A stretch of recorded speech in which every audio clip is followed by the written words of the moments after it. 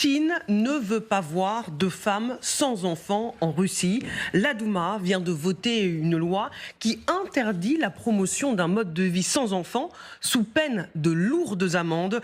Le Kremlin se veut un défenseur de la famille traditionnelle, mais la question est encore plus urgente pour les autorités russes depuis que des données publiées au mois d'octobre montrent que le taux de natalité en Russie est tombé à son plus bas niveau depuis un quart de siècle.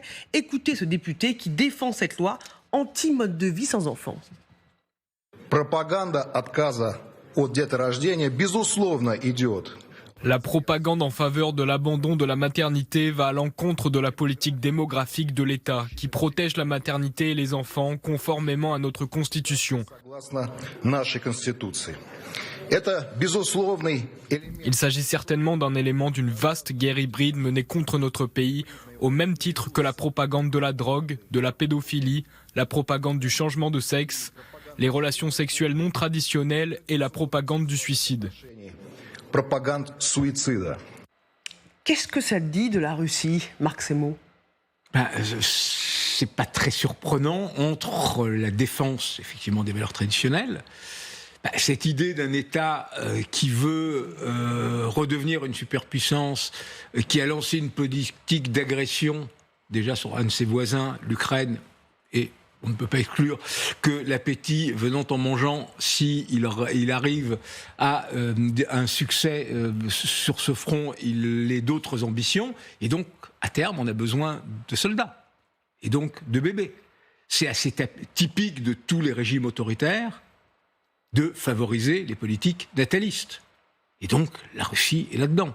Mais ça va très loin, parce qu'on sait que Poutine encourage les femmes à avoir beaucoup d'enfants, à arrêter de travailler, mais là, interdire le mode de vie sans enfants... C'est aller très loin. Ouais. Mais enfin, je vous ferai remarquer qu'il y a beaucoup de pays où, au niveau fiscal, quand vous êtes célibataire sans enfants, vous payez plus d'impôts que si vous avez des enfants. Oui, mais c'est... Bon, voilà. Encourager les femmes à avoir des enfants, voilà. ou plutôt donc, disons que sur la fiscalité, ça se fait de façon assez rude. Mais c'est une vision très traditionnelle que, la puissance, d'abord, c'est la démographie. C'est la vieille phrase de Jean Bodin au XVIe siècle. Il n'est de richesse que d'hommes. Voilà, donc pendant très longtemps, il y a eu cette idée. En France, par exemple, au XIXe siècle, une des raisons pour lesquelles le droit du sol pour les étrangers est rentré en vigueur, c'est qu'on avait besoin de soldats et que c'était aussi une manière de renforcer les démographies françaises. Donc c'est un grand classique. Mais ça montre effectivement extrêmement crûment la vision du monde, la vision de la Russie qu'a Poutine. Compte tenu du fait, je terminerai là-dessus, qu'effectivement la démographie russe est en débâcle. Mais ce qui est intéressant, c'est qu'un pays comme la Chine a aussi une démographie en débâcle. Et que la Chine, par exemple, aujourd'hui, fait encore moins d'enfants malgré l'abolition de ce qui était la loi de Mao Tse-tung de l'enfant unique. On ne pouvait pas avoir plus d'enfants. Donc là, ils ont enlevé cette loi et ils font malgré tout encore moins d'enfants. Donc il y a ces traînes de ces régimes autoritaires qui sont quand même très intéressants. Dans ce débat, Eugène Berg nous a rejoint. Bonjour, vous êtes essayiste, diplomate, spécialiste de la Russie, auteur de Ukraine, février 2023, aux éditions Hémisphère. Merci de nous avoir rejoints. Alors, Marc Semo n'est pas surpris par cette loi russe. Est-ce que vous qui connaissez... C'est dans la logique. Dans la logique, évidemment. Mais vous qui connaissez la Russie mieux que nous, est-ce que vous avez l'impression que Poutine se lance dans une fuite en avant, dans un mouvement ultra réactionnaire, ou est-ce que finalement c'est dans la droite ligne de l'ancienne Russie ? Tout à fait. Ce que vous dites est... Bon, c'est dirons, la cerise sur le gâteau. Cette loi n'est que la dernière d'une politique qu'a menée Poutine depuis son entrée au pouvoir. D'abord, il a instauré le capital matériel. Et quand j'étais en Russie, je voyais des femmes qui avaient 2-3 enfants, ils s'achetaient une voiture ou un petit appartement. Donc, déjà, dès sa prise du pouvoir, il voulait redresser la Russie. Ça passait par le redressement démographique. Ça, c'est un élément incontestable. Le deuxième, ça s'insère dans tout un système de valeurs traditionnelles. Je vous rappelle qu'en juillet 2020, et c'est un moment que moi, dans ma tête, je vois que déjà, il voulait s'en prendre à l'Ukraine, qui dérivait vers l'Occident. Donc 2020, changement de constitution, et introduction des valeurs traditionnelles. C'est quoi? C'est la foi en Dieu, c'est le mariage, homme-femme, c'est la vérité historique et c'est la culture russe traditionnelle. Et maintenant, on est en novembre 22, Poutine a passé un oukase où il énumérait toutes ces valeurs traditionnelles. C'était en plein combat, souvenez-vous, c'était la reprise de Kherson par l'armée ukrainienne, donc c'est passé un peu inaperçu. Il mettait les mêmes choses, la famille, l'héritage, l'unité des peuples et ainsi de suite. Maintenant, on a effectivement une loi qui intervient, et attention, je mets un petit bémol, et c'est exactement le même débat, souvenez-vous, avant les Jeux de Sotchi en 14. Il n'interdit pas les familles sans enfants, c'est difficile.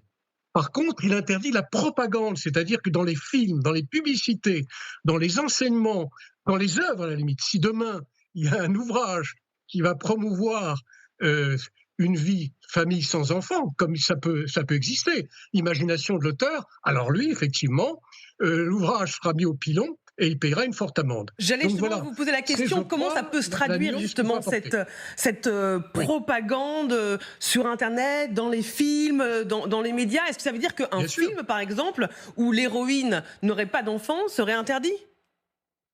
Tout à fait, il sera interdit. Non seulement, il faut avoir le texte de la loi, je n'ai pas encore eu le vu, non seulement il sera interdit, mais il sera soumis à une amende assez forte. Alors selon les sources, c'est 4 000, 6 000 euros, ce qui est énorme, hein. C'est 20 salaires moyens, et si c'est un fonctionnaire, c'est le double. Et après, effectivement, s'il y a récidive, c'est beaucoup plus. Donc, effectivement, on veut tarir à la source cette propagande. Et là aussi, comme l'interprétation peut être très large, tout ce qui insinuera d'une façon ou d'une autre sera effectivement, étant donné que les tribunaux pénaux sont implacables en Russie, et il n'y a pas tellement de débats contradictoires, là, beaucoup de choses de proches pourront être passibles d'une amende, d'une répression. Eugène Berg, vous restez avec nous. Nathalie Schrin nous a rejoint. Bonjour. Bonjour. Femme d'origine ukrainienne et membre d'associations ukrainiennes, dont des femmes ukrainiennes en France. Je vous vois atterrée à la lecture de cette loi. Oui. Bon, j'en ai beaucoup discuté avec une de mes amies, Macha, qui est russe aussi. Donc, cet aspect de la... disons, tradition familiale russe est prête à sourire parce que il faut savoir que dans la loi russe, on a droit de battre sa femme. Donc déjà le statut de la femme en Russie est pas très enviable. Donc ça c'est une première chose qui est quand même à voir. L'espérance de vie est pas très élevée en Russie, que ce soit pour les hommes et les femmes, parce qu'il y a beaucoup d'alcoolisme. Donc les hommes russes sont très alcoolisés. Donc les femmes russes, elles sont pas très encline à vouloir épouser un Russe. D'ailleurs, il paraît, c'est une amie qui m'avait dit ça, que les femmes russes, de plus en plus, épousent des Chinois. Parce que non seulement ils ne boivent pas, ils ne tapent pas leurs femmes, et en plus sont travailleurs. C'est un peu des généralités, Nathalie Schrin. Les hommes russes ne sont pas tous alcoolisés. Eugène Berg peut en témoigner, il connaît très bien la Russie. C'est sûr, mais c'est pour dire que déjà ça circule, il y a déjà des choses qui circulent là-dessus, et puis il y a surtout une chose, on parle de la famille, etc., du manque d'enfants russes. Je voudrais rappeler qu'il y a peut-être entre 16 000, en tout cas certains, 16 000 enfants ukrainiens qui ont été volés en Ukraine et emmenés en Russie. Et certains parlent de 300 000 personnes, enfants et femmes comprises. C'est dire qu'en Russie, il manque des bras, il manque des hommes et il manque des enfants.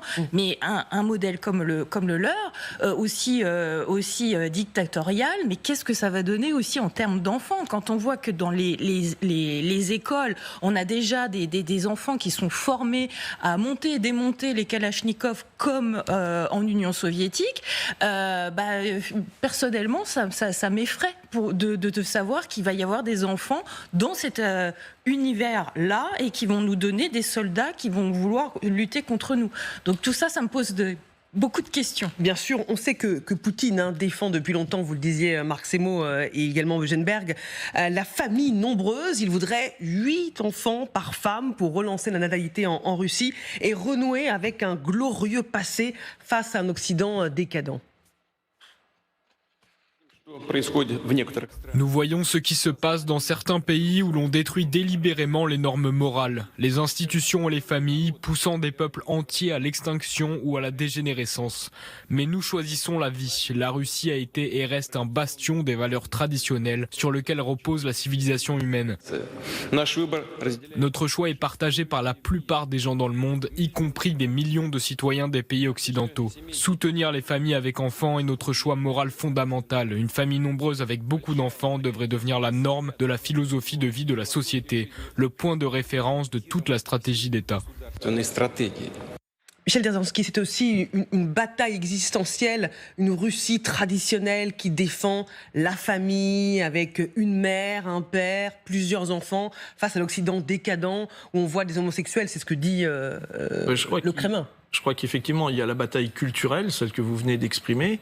Il y a aussi la volonté de contrôler les esprits, parce que d'après ce que dit votre intervenant tout à l'heure, ça va aller dans la censure, dans l'expression dite ou non dite. Donc ça veut dire qu'après avoir institué constitutionnellement le fait que l'histoire serait la vérité constitutionnelle et pas celle qui serait décrite par les historiens, qu'il y a un certain nombre de règles à la Douma qui s'instaurent, que là, le contrôle des esprits s'instaure encore plus. Ce qui veut dire que ce régime est en train de devenir de plus en plus autoritaire, voire totalitaire.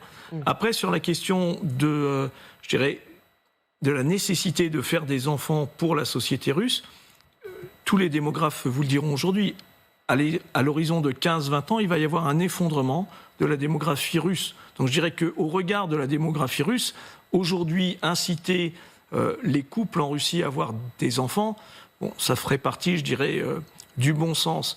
Mais la façon dont c'est fait là, dans les conditions de guerre, dans la surveillance des esprits, dans la pression telle qu'elle est faite aujourd'hui, je pense qu'en fin de compte, je ne sais même pas si ça va être entendu. Ce que je veux dire par là, c'est que il y a différentes sociétés en Russie. On ne vit pas pareil à Moscou que ce qu'on vit dans les campagnes ou dans les autres métropoles.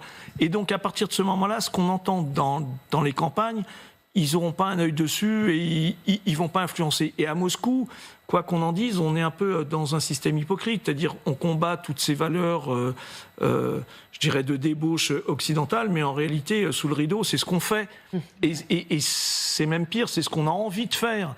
Dès qu'on a de l'argent, on va en Occident pour le faire. Oui. Donc la mise en œuvre sera compliquée. Après, je pense que c'est plutôt quelque chose qui est plus pernicieux, c'est effectivement le fait de surveiller les esprits, l'écriture, ce qui va être divulgué vraiment dans la nation russe. C'est ça qui devient, je dirais, de plus en plus autoritaire et c'est ça qui est inquiétant. Eugène Berg, je vois réagir. Je précise qu'il y a la menace maintenant, la loi qui a été votée, et il y a aussi des mesures incitatives. Hein. En 2008, Poutine a instauré un ordre de gloire aux parents. Chaque famille de 7 enfants ou plus reçoit environ 7 000 €, une somme énorme. En 2020, il a également promis des exemptions d'impôts et des avantages fiscaux aux familles nombreuses. Et il a même relancé il y a 2 ans la mère héroïne créée sous Staline, qui prévoit 1 million de roubles, soit 10 000 € à toute mère ayant plus de 10 enfants. Eugène Berg. Voilà. Non, tout ce que vous dites est vrai. J'ajouterai un élément qui me semble important. C'est que vous savez, avant la guerre, il y avait à peu près 10 à 11 millions de travailleurs étrangers, c'est-à-dire principalement de l'ex-URSS, de la CEI, Asie centrale surtout. Depuis le fameux attentat Crocus Hall, souvenez-vous, 22 mars, qui a été perpétré par des Tadjiks de l'État de Khorasan, je le vois, il y a des déportations en masse. Et évidemment, vous voyez ce que ça fait dans nos vies politiques chez nous en Europe. Des déportations. Donc, manifestement, la Russie manque. Le ministre de l'Industrie l'a dit lui-même, il me manque entre 1,5 million d'ingénieurs, de techniciens, à la fois pour faire marcher l'industrie de guerre, envoyer au front, et le pétrole. Les 3 choses sont en concurrence.